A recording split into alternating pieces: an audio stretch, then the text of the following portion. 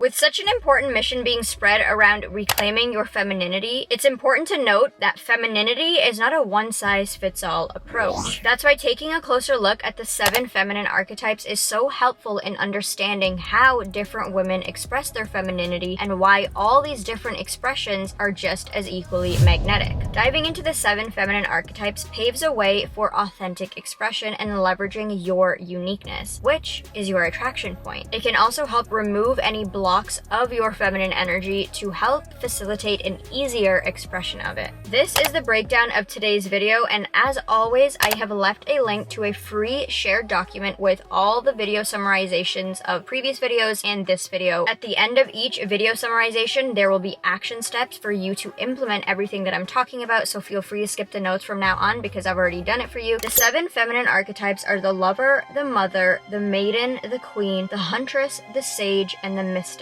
Identifying with and exploring the different feminine archetypes that call out to you throughout this video will elevate your magnetism and skyrocket your confidence. Feminine archetypes are also known as seduction archetypes. So, what are seduction archetypes? Seduction archetypes represent the way you bring your uniqueness to the table in order to captivate people. This concept of archetypes to understand femininity on a deeper level, on a more psychological level, was brought about by Carl Jung. Archetypes are basically a blueprint for your personality and what lies deep in your psyche, helping you get a deeper understanding of what you value in life, what has the greatest influence on you, what you want out of life, who you're drawn to, your desires, who you attract, and all of your motivating behaviors. It's basically your personalized chart of how you specifically seduce people and enchant them. Understanding your feminine archetypes and really getting a grasp on what yours might be and what you feel called to throughout this video might help you put some pieces together as to why you are just drawn to certain people, why you attract certain people to you without even trying. This is all because the archetypes are just unconscious, deeply ingrained patterns of behavior hidden deep in our subconscious mind that drive us. So this might give you an answer as to why it's easier for you to maybe express your lighter feminine energy over your darker feminine energy, or vice versa. The lover archetype. This archetype is the primal expression of femininity. It has all to do with nurturing, caring, and the innate urge for a woman to connect.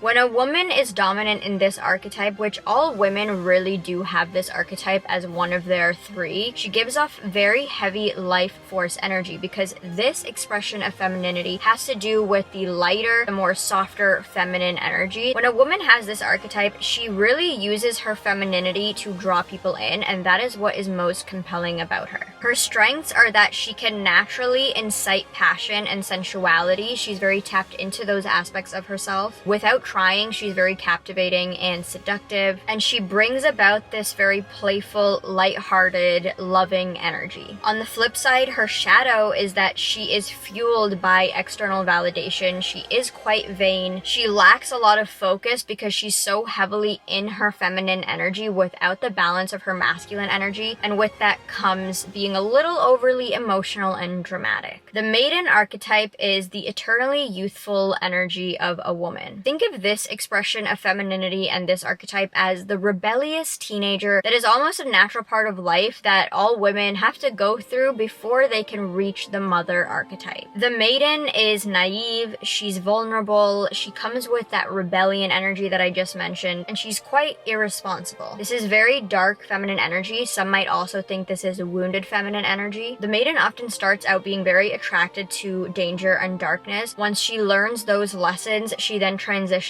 into power and strength. This embodiment and this expression of feminine energy is on the more wounded side. The maiden often transitions from this expression to a different expression after she goes through a very low period of being emotionally tortured, being taken advantage of, and once she really harnesses the lessons of this archetype, she then transmutes into compassion, caring, and the other archetypes that are more stable.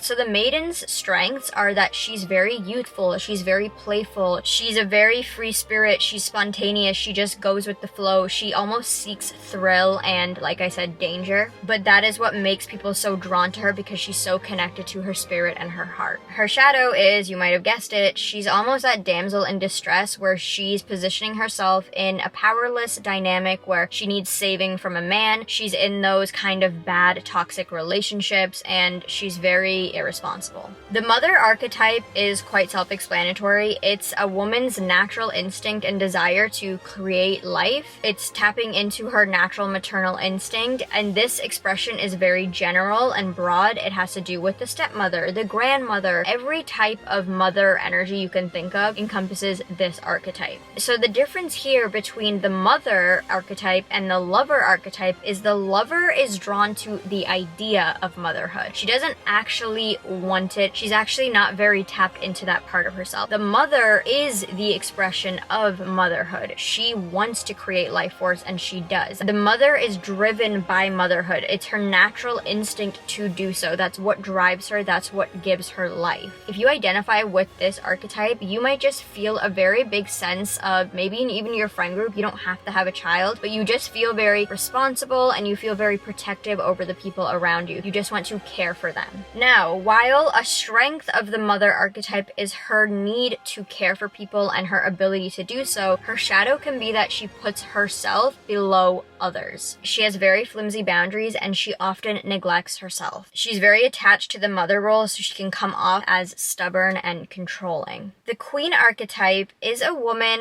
that is very bound by wanting to build a life and a marriage with somebody. She's very motivated to be in a relationship and to marry a man. She's also very motivated in her career. She takes on a very strong leadership role. When this archetype is in a relationship, she has unwavering loyalty to her man and wants to really help excel him in his life. Her strengths are confidence and leadership, while her shadow can come off as a little bit jealous and protective. She might be a little bit vengeful and vindictive, and maybe she's naively loyal and just kind of goes with it blindly. The Huntress archetype. This archetype is a trailblazer. She is going to choose her own path, and she's going to be standing within that path with conviction. She is very focused on achieving her own goals and being an autonomous, sovereign being. She wants independence more than anything. She doesn't want male distraction. She doesn't want male attention. She wants independence from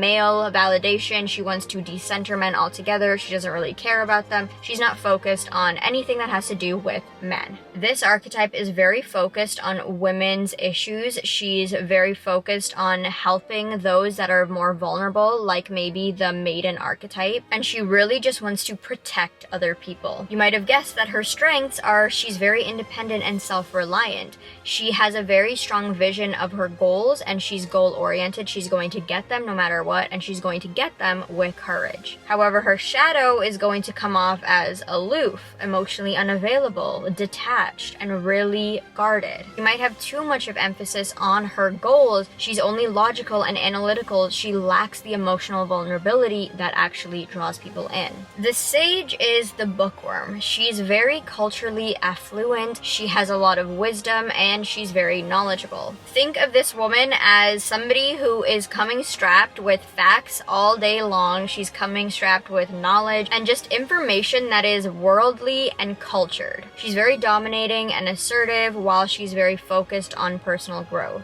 Her strengths is that she's obviously very intelligent, but she's also very strategic, and she knows that. She has a very strong sense of confidence in the power that she holds. Her shadow, on the other hand, can come off as emotionally distant, emotionally unavailable, and unable to really connect with others because she lacks empathy. She can't really put herself in other people's positions, and she lacks seeing things from their point of view. The mystic. The mystic is what it sounds like. This woman is very tapped into her intuition. She's focused on spiritual growth, and she's harnessing this spiritual power within. She's extremely introverted, where she really loves her isolation time. She would rather focus on her inner world than worry about what is going on in her external world, because she knows that if she nurtures this garden, the garden outside will flourish. Cultivating this archetype in every woman is so deeply important, because every woman should be focused on introspection and cultivating that garden within themselves. Because like I said, the mystic is very aware that when she cultivates her inner garden, her outer garden shines. So the mystic is just very focused on solitude and taking the time to nurture herself. Now,